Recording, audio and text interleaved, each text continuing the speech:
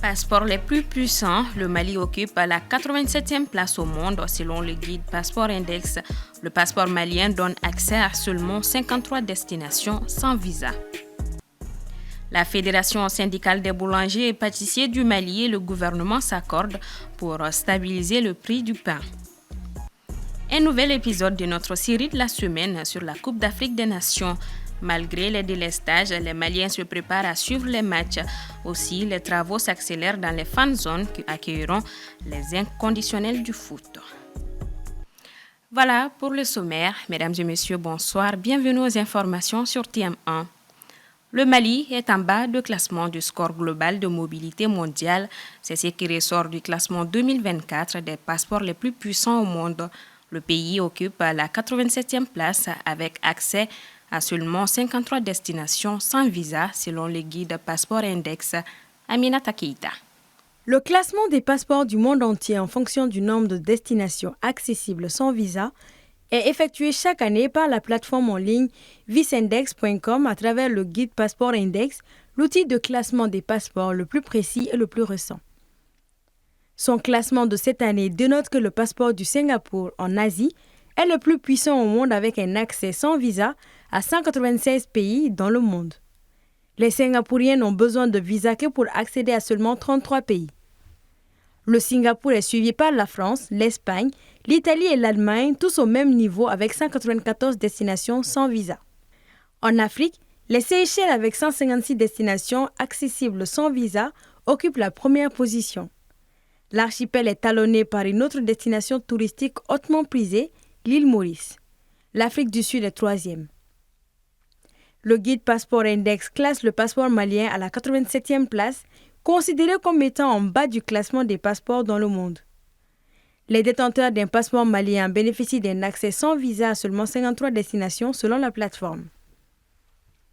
Ces destinations sont entre autres les États membres de la CEDEAO, conformément au protocole de libre circulation des personnes du 29 mai 1979. Les Maliens sont exemptés également de visa d'entrée en Algérie ainsi qu'en Tunisie en vertu d'un accord consulaire signé à Bamako le 29 novembre 1965.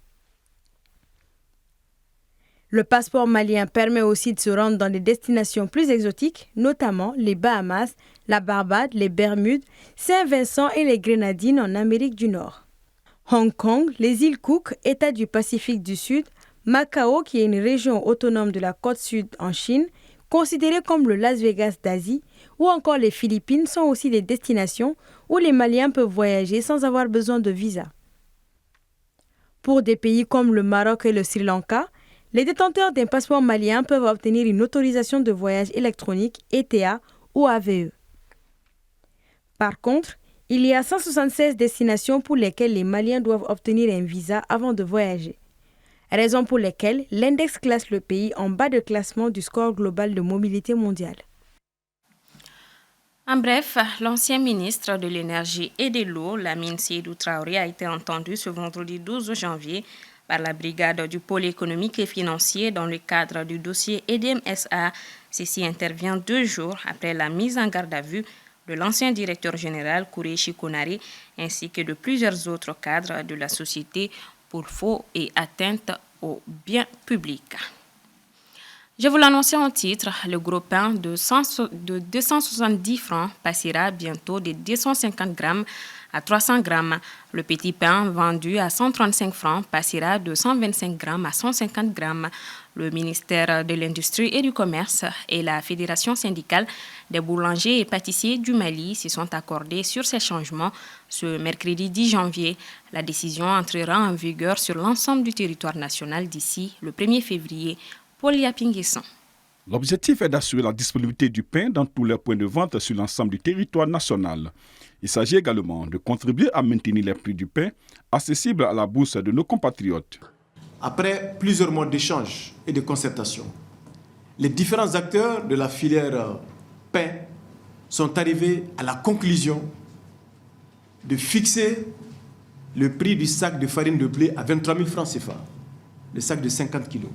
Le prix du petit pain à 135 francs le kilo et le prix du gros pain à 270 francs la miche. Cette décision conclue entre le ministre en charge du commerce et la Fédération syndicale des boulangers et pâtissiers du Mali, après la demande répétée de ramener la longueur du pain à 60 cm, pour le secrétaire général de cette fédération, Ahmed Dambélé, permettra de stabiliser le prix du pain. Le pain était toujours il y a à peu près une année 270 francs pour les consommateurs. C'est le même prix qui a été reconduit. Mais l'avantage que les consommateurs vont avoir, on était à 250 grammes avant. Maintenant, on va être à 300 grammes pour le gros pain. Cette fois-ci, c'est la DGC qui va prendre ce document en main pour suivre tout le monde. Ils vont suivre les miniers, et les boulangers et les détaillants. Pour le ministre du Commerce, ce protocole est aussi significatif et met en relief les valeurs traditionnelles du dialogue et de concertation. Je voudrais particulièrement insister auprès de l'ensemble des acteurs pour que tous les engagements qui ont été pris ici puissent être respectés scrupuleusement et sur l'ensemble du territoire national.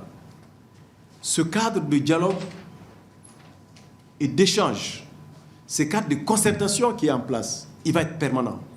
Il va être un cadre dynamique. Il ne s'agit pas seulement de signer un protocole, d'applaudir et de partir, mais il va faire l'objet d'un suivi.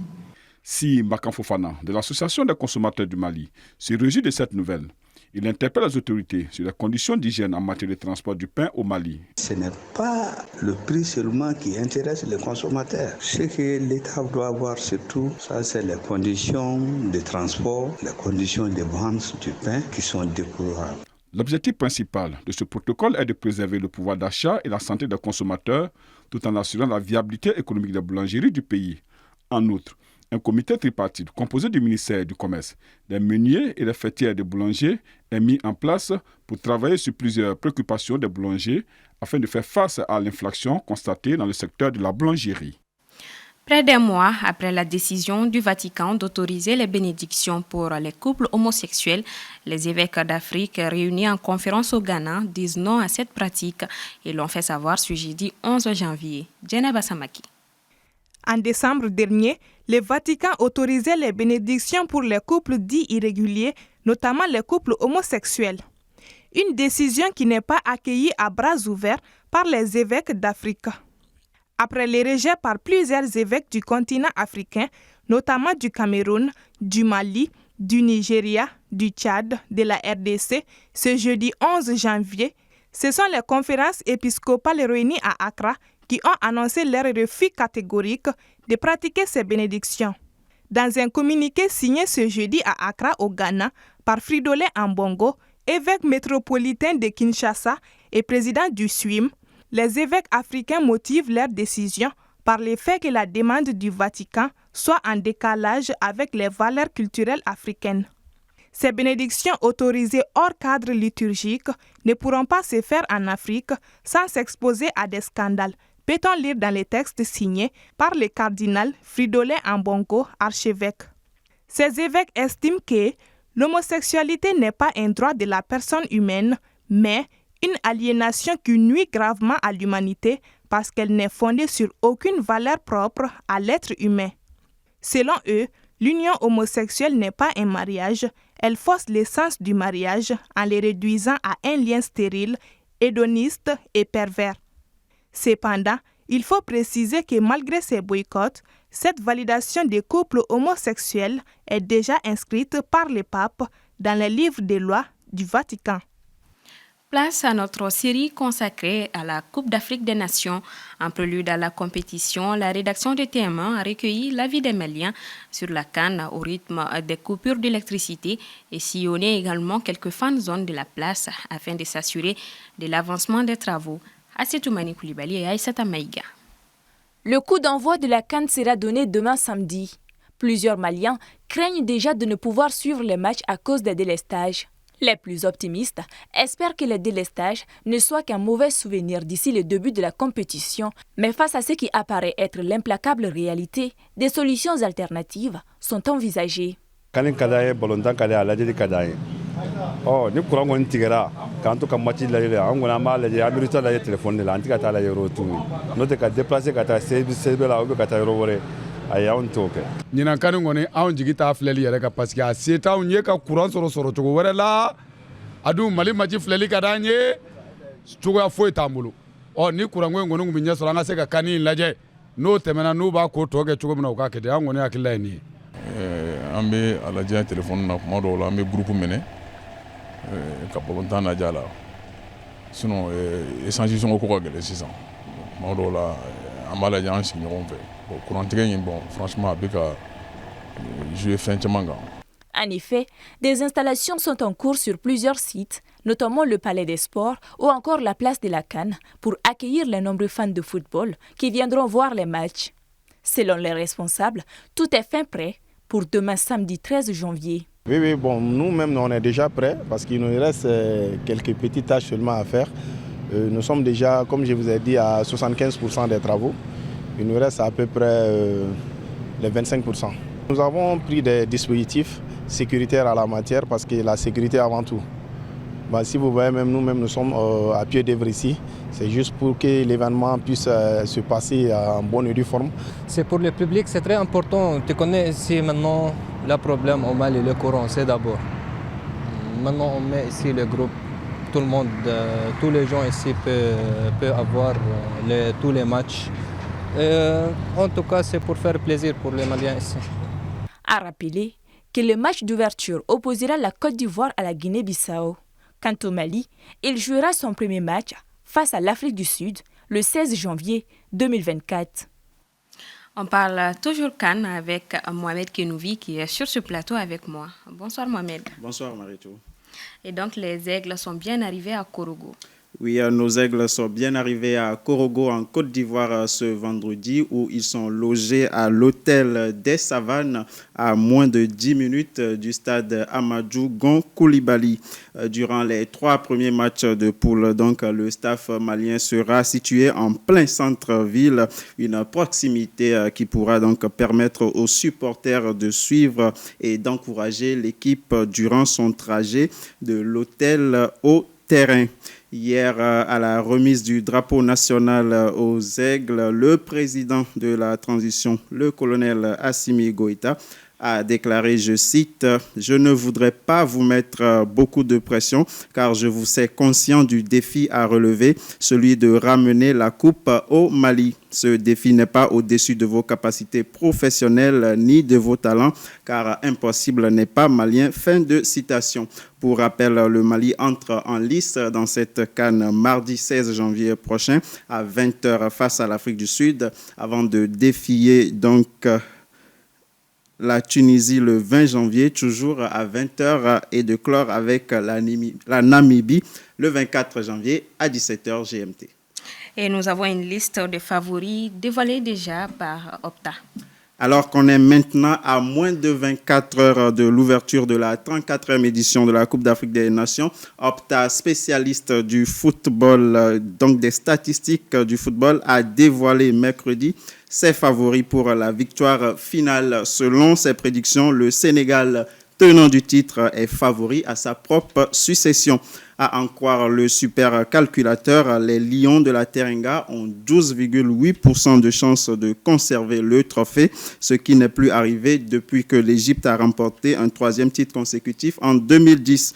Derrière le Sénégal vient la Côte d'Ivoire avec 12,1% de chances de devenir la première nation vainqueur de la CAN à domicile depuis le sacre de l'Égypte en 2006. Le 3e favori selon Opta est le Maroc avec 11,1% de chance. Le Maroc, première équipe africaine à atteindre les demi-finales de la Coupe du Monde en 2022, mais qui n'a plus gagné la CAN depuis 1976. Derrière ce trio de tête, on retrouve l'Algérie, vainqueur de la CAN en 2019, 9,7% de chance. L'Égypte, finaliste en 2021, 8,5% de chance. Et le Nigeria de Victor Osimhen, Ballon d'Or africain 2023, avec 8% de chance. Selon les prédictions d'Opta, avec 0,5%, l'Angola et la Namibie sont les 2 pays qui ont le moins de chances d'être sacrés champions d'Afrique en Côte d'Ivoire, tandis que notre pays, le Mali, a 3,7% de remporter la CAN pour la première fois de son histoire, juste derrière le Ghana, 5,3%, mais devant la RDC, 2,4% de chance, l'Afrique du Sud, 2,1% de chance, ou encore le Burkina Faso avec 1,9% de chance. Et pour clore ce chapitre CAN, nouveau forfait pour le Nigeria. L'hécatombe se poursuit donc pour le Nigeria après Victor Boniface et Wilfried Ndidi.